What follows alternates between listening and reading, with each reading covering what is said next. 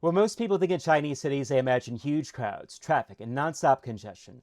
So I expected getting around cities in China to be exhausting. But instead, I found myself doing something I almost never did back home. I stopped thinking about transportation entirely because moving around was just so easy. In China, I didn't really worry much about how I was getting to places. Most of the time, I would just leave my apartment and figure it out in a moment. Some days, I'd walk to work since it was close enough. Most of the time, though, I just opened DiDi, China's main ride-hailing app, and take a taxi since it was cheap enough that it quickly became my default. There were also bikes and e-bikes available all over the city, but I didn't really use them much myself. So there were always multiple ways of getting around where I lived in China. At the time, I didn't realize there was anything unusual about that. So I didn't realize at the time was just how different that actually is from most cities, because in a lot of places, even a simple trip across town takes planning. You're thinking about traffic, parking, whether it's even worth going. But in the city I lived in, it didn't really feel like that. If I wanted to go somewhere, I just went. I wasn't thinking about how I was getting there first. I just picked the destination. And looking back, that felt like a very different way of moving through a city. In many cities outside of China, you don't have as many ways to get around. And that made me start thinking, what actually creates that difference?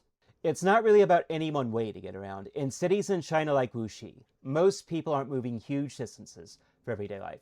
So you naturally get a mix of transportation options that all stay usable, with walking, taxis, and metro systems, all being used for short distance travel. And none of them feel like a backup option. They all feel like normal ways to get around. I didn't expect a mid-sized Chinese city to feel this easy to move around in. At first, I thought getting across town would require planning, with traffic and timing. But in reality, I could just leave and go. And that made me realize something felt very different about getting around in China. What I also noticed was how often people switch between different ways of getting around just to make one trip. You walk a few blocks and hop on a bike or an e-bike, then take the metro, and sometimes finish with a taxi on the other end.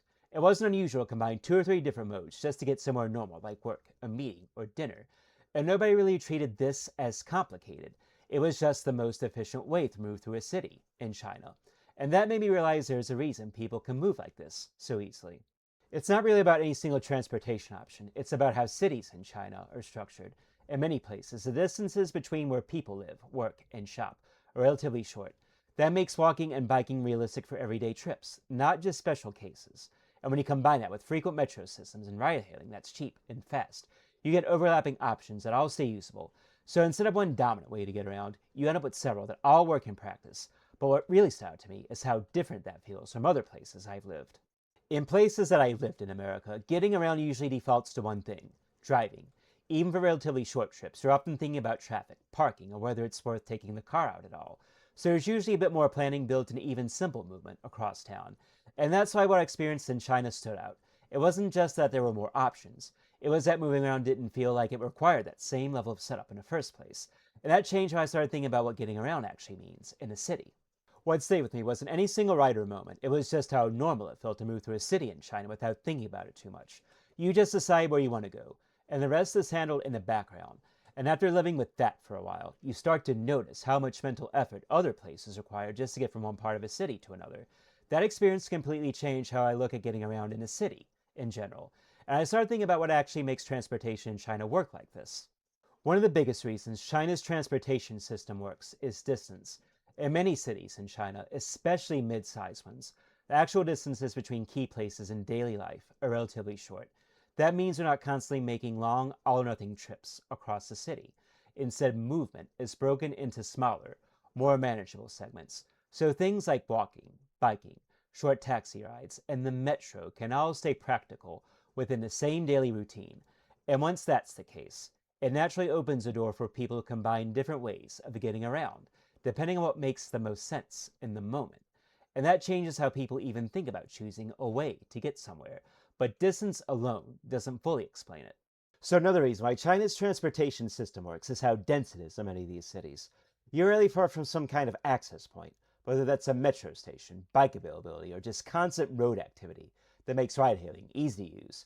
And because these systems are all built to overlap rather than replace each other, they don't compete in the way you might expect. Instead, they fill in different parts of the same movement system. So you might walk to a station, take the metro across part of the city, and then finish the last stretch with a short ride-hailing trip. And none of that feels unusual or fragmented. It just feels like one continuous trip, Of course, congestion and delays still happen sometimes. These are still very large cities. What stood out to me was how many different options existed once that happened. And because the options are always physically close to each other, you're constantly making small decisions in real time rather than committing to a single mode up front. That's what gives the system its flexibility in practice. And you notice that most clearly in how everyday trips actually play out. So in China, a normal day might start with someone leaving their apartment and walking a few minutes to wherever they need to go first. Maybe a small shop, a metro station, or just a nearby meeting point.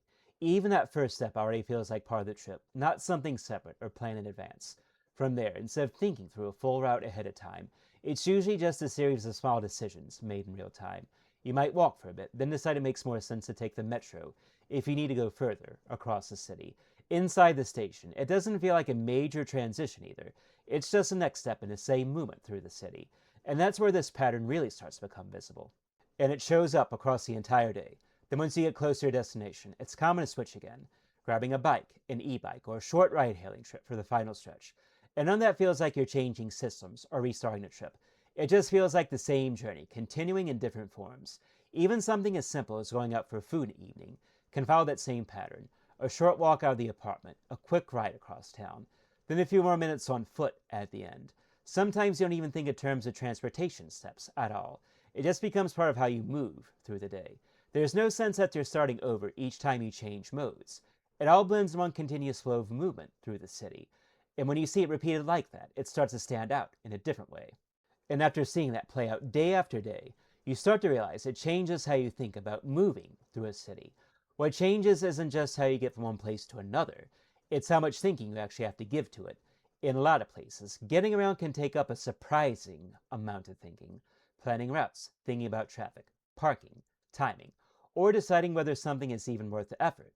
But when movement becomes simpler and more flexible, you stop thinking about it in those terms. You don't feel like you're constantly organizing your day around transportation.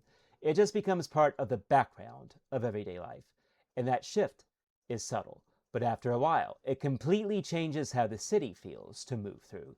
And that's what ultimately stayed with me about living in China. Before living in China, I mostly thought about transportation in terms of infrastructure by itself, like roads, trains, and metro systems. It felt like something you could understand just by looking at maps or studying how a system was built. But after experiencing daily life there, I started thinking about it differently. What really matters isn't just the infrastructure itself, but how all those pieces actually affect the experience of moving through a city in real life. How easy it feels to leave your apartment and just go somewhere. How naturally different systems connect together without you really having to think about it. And how little effort it takes to move between different parts of the city in a normal day. That's when the way I understood transportation really started to change. Because once transportation becomes flexible enough, you stop thinking about it so much. You're not planning your day around how you're going to get somewhere. You're just moving through the city, and the options are there when you need them. And that's what stood out to me the most. Not any single system, but how everything works together to shape the experience of the city. And that's something I didn't really understand before living in China. And thank you so much everybody for watching this video. If you like this video, please consider subscribing to my channel. I have many more videos coming just like this one. Also, maybe let me know in the comments, what's the easiest city you've ever been in when it comes to getting around? And thanks everybody for watching, and I'll see all of you for the next time.